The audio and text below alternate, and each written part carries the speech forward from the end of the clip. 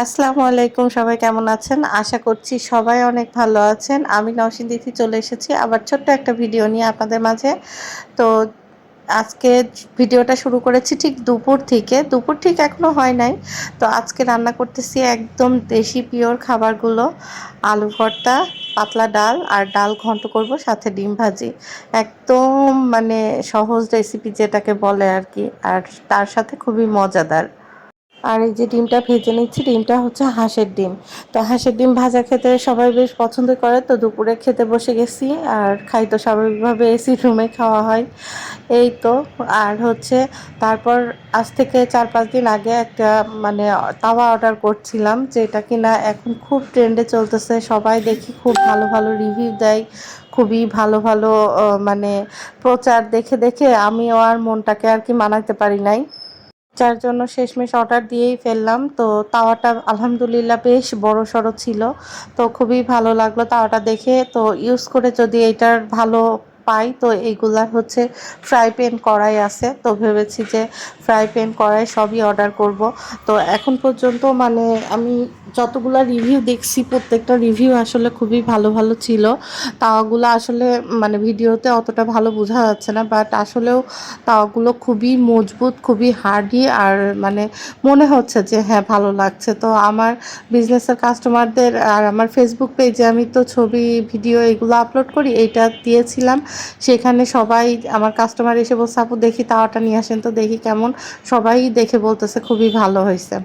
তো তারপর যাই হোক, সংসারের টুকটাক কাজকর্ম করে তারপরে চলে গিয়েছিলাম একটু মানে মাসের বাজারই আস্তে আস্তে করতেছি। আসলে এত গরম, তো আজকে ভাবলাম যে বাচ্চাদের যে বিস্কিট আর বাচ্চাদের খাবারগুলো সেগুলো অন্তত নিয়ে আসি, যার জন্য একটু স্বপ্নতেই গেলে আমার একটু রিল্যাক্সে কেনাকাটা করতে পারি, দেখে দেখে যেটা যেটা ভালো লাগে সেটা নেওয়া যায়।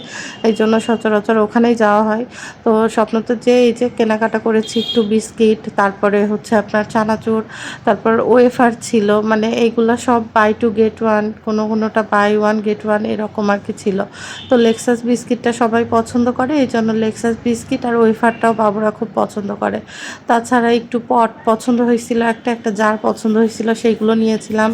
দেন আপনার কফি, তারপর হচ্ছে আপনার ওই যে টিস্যু ফুরাই গেছিলো বাসায়, সেটা নিয়েছিলাম। আর এই রাজমাটা দেখে আমার ছোটো ছেলে অনেক দিন ধরে রাজমা খাওয়া খাওয়া করতেছিল, তো স্বপ্নতে দেখে চোখে পড়ে গেল আর কি। তো ভাবলাম ঠিক আছে, রাজমাটা নিয়ে নিই। আর ছোট্ট একটা সরিষার তেলের বোতল নিয়েছিলাম, মানে ভর্তা টর্তা খাওয়ার জন্য। আর এই যে লম্বা একটা বিল হয়েছিল। তো স্বপ্নতে গেলেই ধরেন মানে প্রয়োজন যদি 10টার হয়, তার সাথে 2-1টা পছন্দ হয়, আর 2-4টা কিন্তু অ্যাড হয়েই যায়। আর এখানে ফ্রোজেন আইটেম কিছু নিয়েছিলাম, কারণ ফ্রোজেন আইটেম আমার এখন খুবই মানে এমার্জেন্সি প্রয়োজন বলতে পারেন।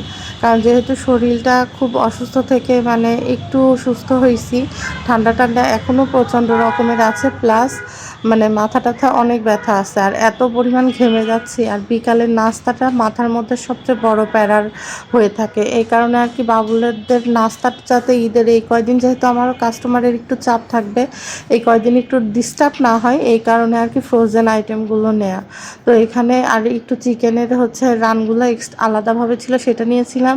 আর নিয়েছিলাম হচ্ছে মুরগির গিলা। এই গিলাগুলো মুরগির দোকানে যেখানে পরিষ্কার করে বিক্রি করে, ওখানে দেখতে খুবই কেমন যেন লাগে, বাট এটা খেতে কিন্তু আমার অনেক ভালো লাগে সত্যি কথা বলতে।